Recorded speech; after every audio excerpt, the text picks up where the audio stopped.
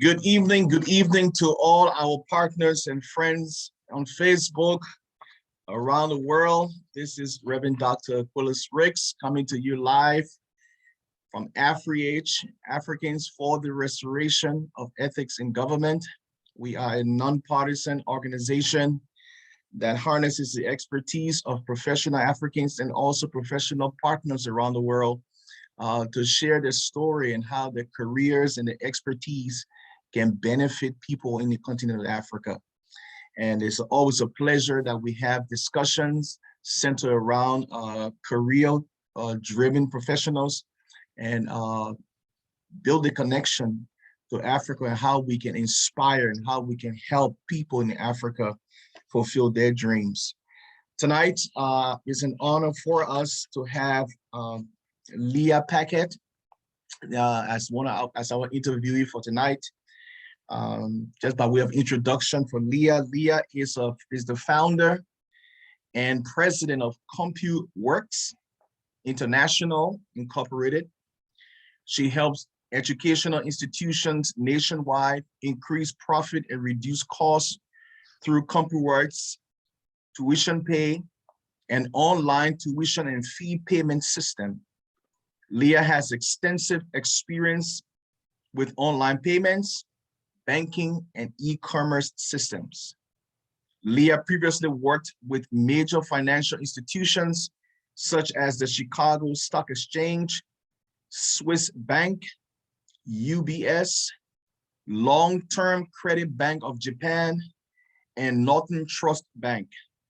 She is a successful international manager who has led both financial and tech firms, tech teams in the United States, India, China, Japan, Canada, and the Philippines. Leah, welcome to AfriH. Thank you for having me here, Dr. Ricks. You're welcome, you're welcome. You know, it's interesting as I look at your resume or your bio, you know, it's quite extensive. So you have quite a lot of experience in the corporate world.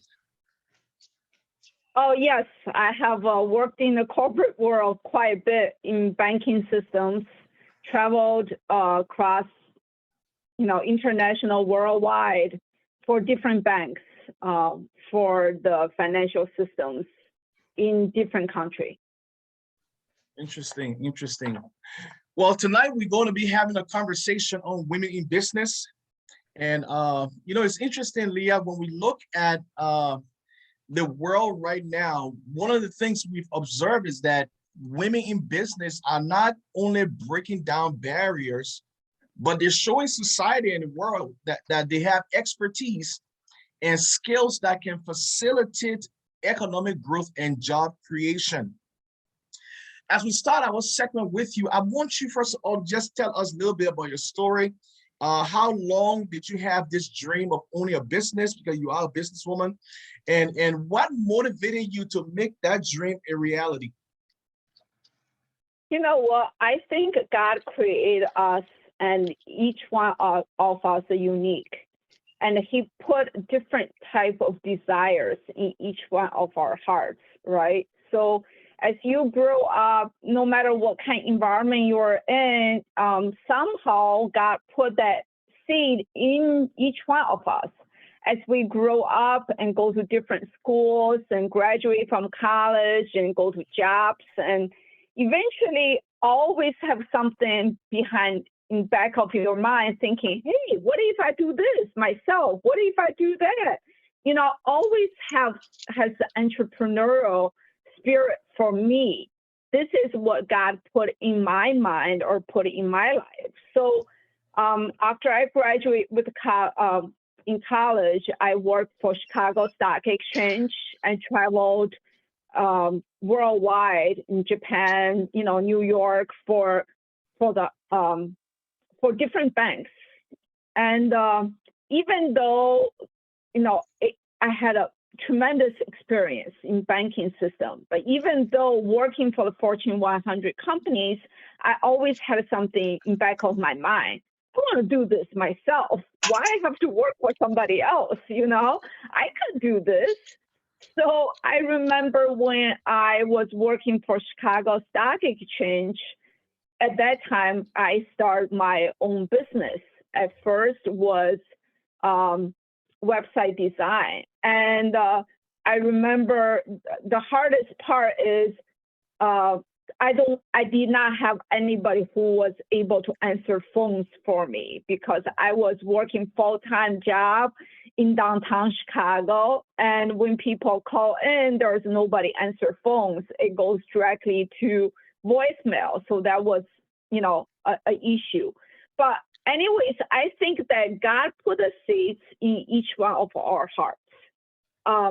We are unique. He created us unique, and he put us in different positions and has putting different seeds in our hearts. So we grow into what he wanted us to be. So I think that seed was being put into me, and since I was little, so as I grow and this just grow with me became a bigger and bigger dream. It's interesting because as we talk about the your bio, just looking at it, international manager with financial institutions in the U.S., India, China, Japan, Canada, and the Philippines. I mean, so pretty much as you're saying, with all these experiences you had within your heart, you knew that there was just something in there that I want to have my own business. I want to have my own, my own company, so to speak. Is that correct? Correct. So how it started was being a Christian. I think family, it comes first before career. So after I had my daughter, I quit my job. So stayed home with my daughter. When she was going to preschool, so it was St. John Lutheran School. So I had to take her to school every day. And especially in Chicago, the weather gets really bad in the wintertime. It snows outside. So I have to, park the car, go in to pay for the tuition, the weekly tuition. And I remember at that time, sometimes it's really hard to find a parking spot or, to get in on time to make a payment. So if you're late 30 minutes for the payment, there is like late fees. Mm-hmm. So I thought to myself, hey, why should I do this? I could create a system. The parents will be able to pay from their homes. They don't have to come to the school, struggle, try to find a parking spot. When there's snows, you can't park on the street and can't find a parking spot. Struggle with the kids, putting them in school at the same time and struggle to go to office and try to make a payment. So at that time, I thought, okay, I need to create a system to help parents to make the payments, so they doesn't have to pay any late fees, because the school was charging late fees if you pay 30 minutes late. So that way the parents could pay at comfort at their homes whenever they have time. As we parents know, there's always something going on, right? And if you could make it easy for parents to make a payments online and help them with their lives, that would be a tremendous help for parents.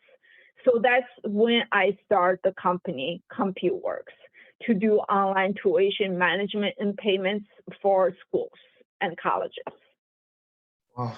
So, I mean, what year was that when this vision was started, or approximately? That was 2004. Okay. 2000, 4 or 5, or something like that. So you started ComputeWorks because you saw a need. I mean, pretty much to solve that need of people driving in the snow to walk into the building. How you doing, man? You started ComputeWorks. Visha, can you mute that person's phone? Mute that person's phone. Indiana? Yeah. Could you mute that person, Visha, please? Could you mute him, please? Thank you. We're so sorry for that interruption. But There's a need going on. You identify that need, and then you went ahead and then you started CompuWorks to be able to address that need. I want to ask you, let's talk about some of the challenges, okay, that you may have experienced, when you, starting CompuWorks and just progressing over the years. What were some of the challenges personally that you incur as you drove this company forward? Challenges. Basically, I think the hardest part is after all these years and look back, I think it's marketing and sales was the hardest. No matter how good your system, your product is, if you don't have good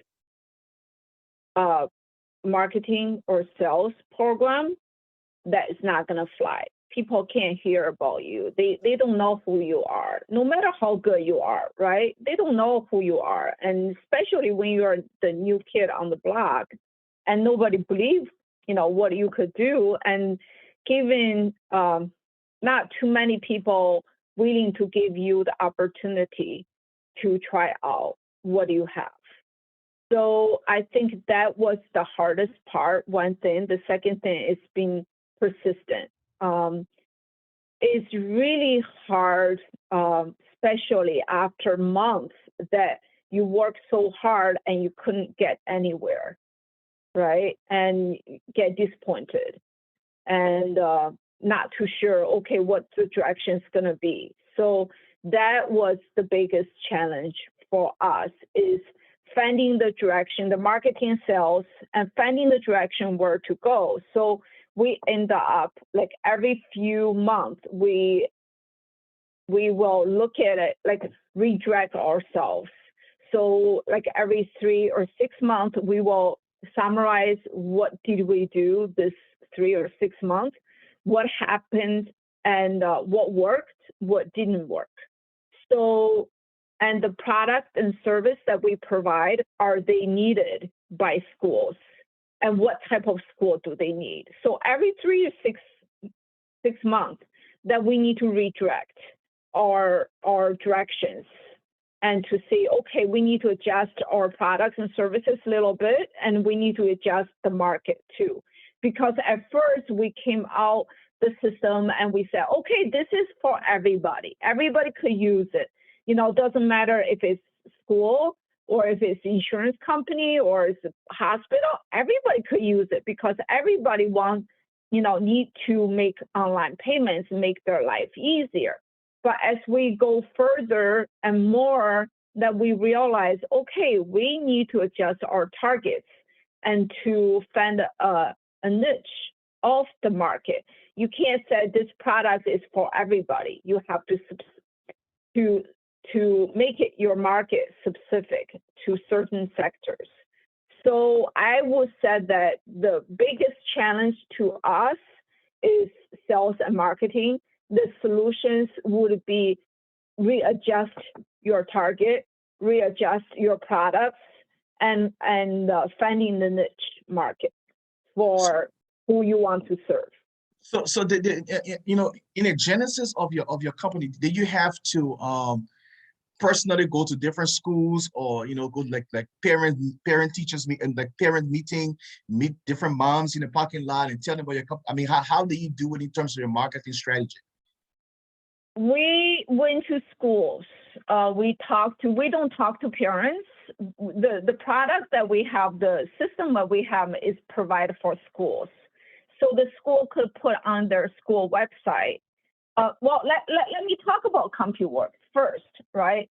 So CompuWorks Tuition Pay, basically we provide a system for a platform for the parents to be able to make online payments for their tuition for their kids going to private schools or colleges. So the system has 2 platforms. One platform is the parents' payment portal. They will be able to get online to make a payment. And the second portion would be the school administrators, that they will be able to do reports, accept payments, setting up invoices, and so on and so forth. So our target is the school. We talk to school, and the school using our system with their parents, right? So we would go to different schools. So we started from kindergarten to 12th grade for private schools, right? As I was saying, we need to readjust market. So we went to different schools. We went to talk to their financial CFOs or their principals about our system. How would that benefit the parents, make it easy and convenient for them and secure? At the same time, it is very convenient for and secure for the schools, and it will reduce their labor cost, by even a whole full-time staff. So yes, we would go to different schools, present our programs to them, and show them how everything works. One of the things that we do here at AfriEdge is that our platform is to bring knowledge and expertise of professionals like yourself to our brothers and sisters in Africa, in hope that we inspire inspire them not just to believe that something is possible, but to literally make steps to make that possibility a reality. That's what we do on this platform, and just hearing your story, I mean, it's quite inspirational. Let's talk a little bit about the relationship between the private sector, like the banks and government institutions, in terms of helping women in business, get resources. How important do you think, just again, based on your experience, you talk about there was no marketing. I mean, you struggle with marketing and sales, and I'm sure you needed to get some resources and things like that in place. How important do you think it is for private sector like banks or even government institutions to provide things like training, development, just the resource in general, that women who want to start business, women in business can tap into those resources and not just start a business, but grow the businesses? Well, I think that it's not just for women businesses, right? So anybody who wants to start businesses, that it needs help. First is advisory. For instance, personal experience, even though I was in corporate world for years and did all the projects and travel worldwide, but I still did not know how to start a business. I knew what to do technically, but nobody ever taught you on how to start a business in school, right? So what helped me is that over here, there's a small business administrator that they provide free resources. One thing is called SCORE, that is retired executives that they will be able to open up as advisors for you, that you could set up meetings with them and talk about what you want to do, your business plans. They would look it over and give you some direction on where to go. That has helped me tremendously personally.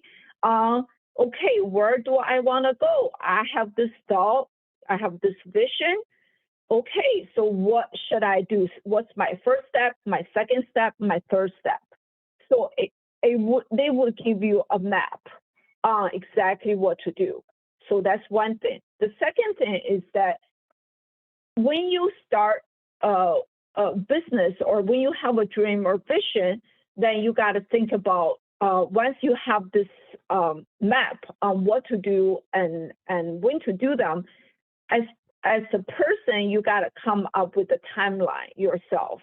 You can't just say, okay, here's my business plan. I know every step what to do, but you got to have a timeline. Okay, my first step, I need to do this. I will give myself a timeline, let's say a month, to complete the step one. Another month or 2 weeks to complete step two. So this is something need to be disciplined individually. to be disciplined. Come up with a plan and follow the plan, one step at a time. Third thing, you talked about resources in terms of loans. Personally, we did not use any of it. We did not use it because I started with one laptop and my head on my shoulder. That's about it, right?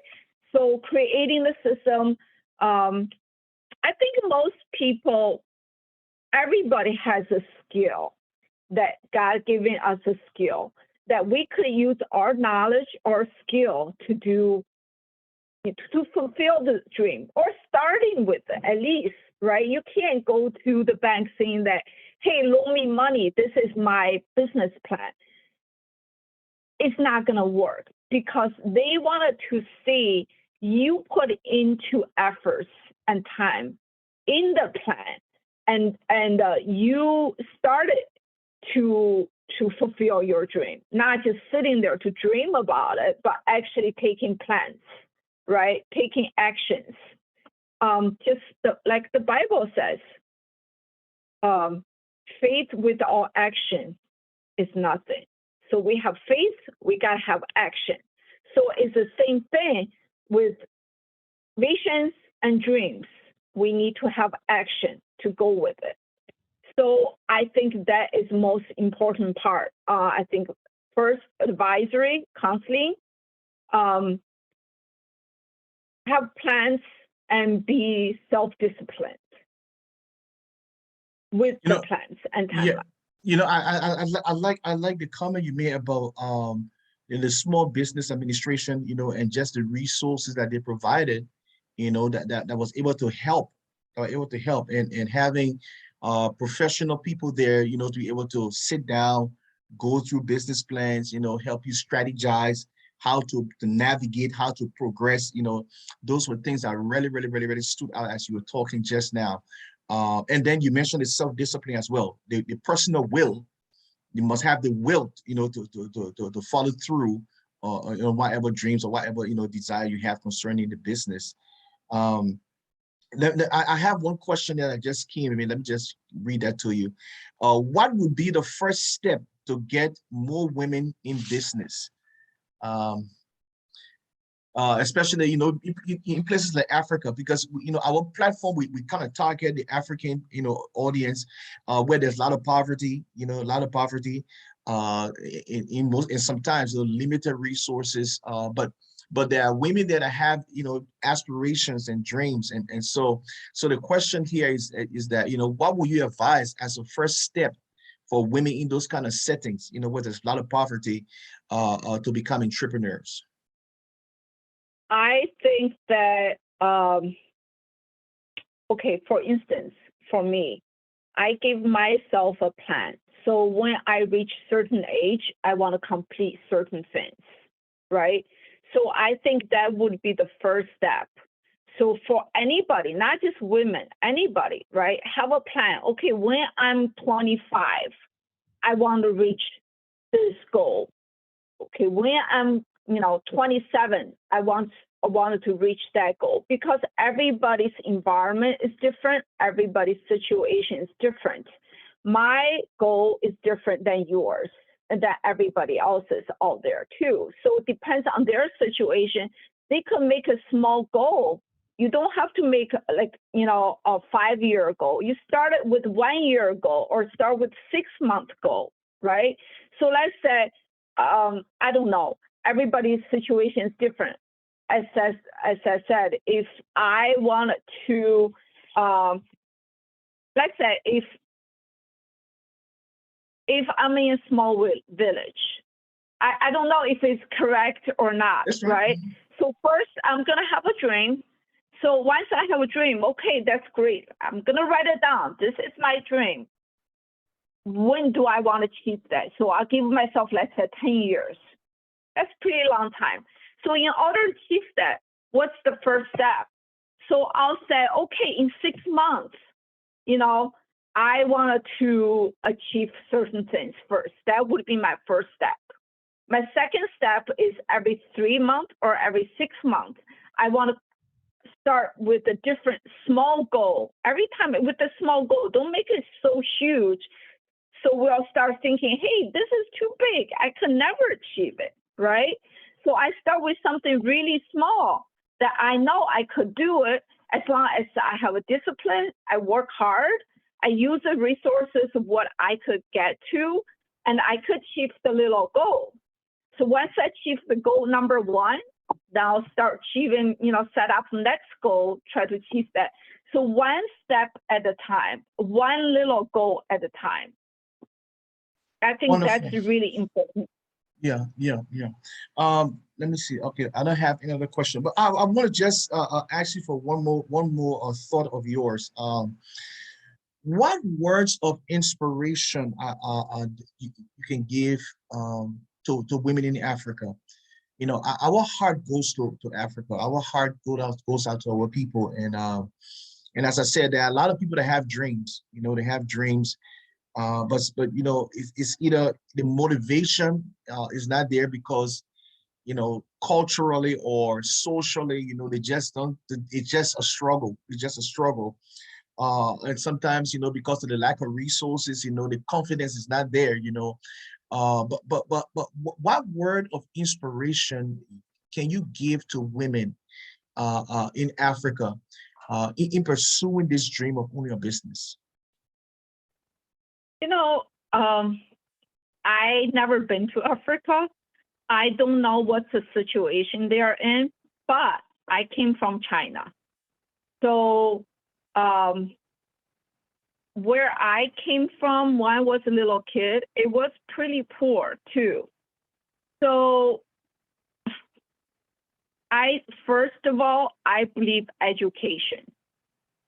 So please get, I don't know if everybody has access to schooling or not, but a lot of people that they self-study as well, right? So reading a book, the more book you read, the more knowledge you gain. Depends on what kind of resources out there, and get hold of book, get to be educated on different things. There's, in a Chinese proverb saying that if there are three people walking in front of me, one is my teacher, because I probably is pretty good at what I do, but there is a lot of other things out there I know nothing about. Let's say fishing. I don't know too much about fishing. I just know how to put the fishing pole in the line in the water. That's it. But there is a lot of people know about fishing, and there's so much knowledge in that. So anybody could be your teacher of certain things. So I think that first, education, second, read as much as you can, and one little thing at a time. Don't make it so huge, and resources around you might not have resources like a small business administration to give advisory. Talk to the people who are older, who are wiser in certain things. When we have a conversation with those people, we always learn different things, right? So have patience and talk to people around you and get different ideas. That would be my suggestion. No, that is so true. And let me just recap what Leah just mentioned. The need for education. The need for education. I like the fact that you highlighted that you came from a poor background, so it doesn't matter that the socioeconomic status of a person, but just the will to be educated, the will to go to school, to learn, and then you also talk about reading, getting books in your hand, getting things that you can acquire knowledge from, and then you highlighted something also that was so key. It's pretty much talking about mentorship.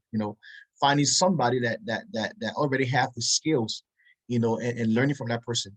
Building that relationship with that person to learn. And by so doing these three things, in its, itself, it literally puts the person on track, at least as I mentioned, a little step, forward, in terms of, following that dream that's in their heart, starting that business, because they can get the expertise and the knowledge just from that alone, whether it's school, whether it's personal reading, or whether it's, learning from someone who already has the knowledge, to get that dream off the ground, get that dream operational and running. So that's key. And we can go on and on and on, Leah, but I think just that alone is something that we want our audience to pick up, to start from somewhere, and let Leah be an inspiration. Let Leah be an inspiration. Even though she came from a poor background, but she got an education. She learned. She was able to get resources in her hand, be able to develop different systems, and now she has her own business. Working with colleges and institutions of learning, to help people with online payment. And then just. I think also just having an eye, Leah, what would you say about having an eye for the needs, for things that's happening around you that need solutions, right? Say that again, I'm sorry. I say also having an awareness for a need, something that needs to be solved. Right, exactly. So look around, be observant of the things around you, and finding out what is the business. When people start a business, when there is a need, the business will strive, right? If you start business not knowing or didn't do the market research and does not know if it's needed or not, that you don't even know where it's going to go. But once you find there is a need, yes, definitely you are there to fulfill the need. Well said, Leah. Well said. Well, I want to thank you, Leah, for your time. Thank you for giving us this time just to share your heart with us, your expertise, the knowledge, and our prayer is that as our audience, get in touch with this segment or this recording, that it will stir up, especially most of our sisters back home in Africa that have big dreams, that they want to fulfill, that it can be possible. It can be possible. It just has to take one little step at a time, focus on education, focus on personal development by reading books, mentorship, and also take advantage of programs. And we also want to just encourage African governments, to have these resources available, like small business administration, where people, and not just women, but when people can come, and get the training and development they need to fulfill that dream. And finally, I want to say to our sisters also, keep your eyes open, be aware, be alert of certain needs that's happening all around you that need to be addressed, and take the step in starting the process to be the person that will address those needs. And by so doing, you can get a business off the ground that can be successful, just as Leah's business is successful. So Leah, thank you again for being with us. We appreciate your time with us. Thank you for having me, Dr. Ricks. And want to say to all our friends that's watching us, Africa can do better if she simply does right. Have a good night, everybody. See you next week. Bye. Bye.